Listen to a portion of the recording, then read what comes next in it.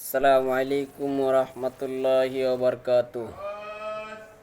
সম্মানিত হাজিরিন, সম্মানিত বন্ধুগণ, আল্লাহর মেহেরবানিতে আজও আপনাদের সামনে বসে দুটি কথা বলতে পারতেছি, এর জন্য আল্লাহর কাছে শুকরিয়া আদায় করি।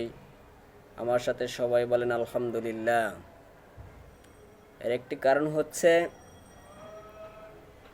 বাংলাদেশ হচ্ছে ওলি আল্লাহর দেশ, যার কারণে আল্লাহ রব্বুল ইজ্জাতুল জালাল আপনাকে আমাকে যে প্রাকৃতিক দুর্যোগ ভূমিকম্প হয়েছে বাংলাদেশে,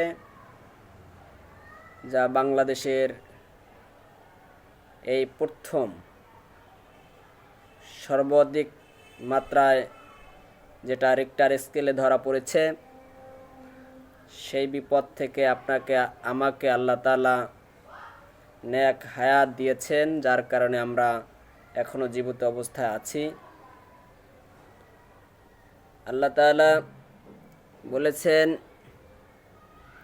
যে বান্দাদের উপরে আমি আল্লাহ নিজে রাজি খুশি থাকি, তাদের বালা মুসিবত বিপদ আপদ থেকে আমি আল্লাহ তাদেরকে রেহাই করে দিই। কুল্লু নাফসু যায়িকাতুল মাউত, আমরা সবাই অবশ্যই অবগত রয়েছি, অবশ্যই আমরা এ বিষয়ে জানি যে প্রত্যেক প্রাণীকে মৃত্যুর স্বাদ গ্রহণ করতে হবে, এটাই হচ্ছে অনিবার্য। তাই আমরা মৃত্যুর জন্য প্রস্তুত থাকি। মালাকুল মাউত কখন আমাদের ঘাড়ে চেপে বসবেন এবং আমাদেরকে এই দুনিয়ার মায়া ত্যাগ করে চলে যেতে হবে।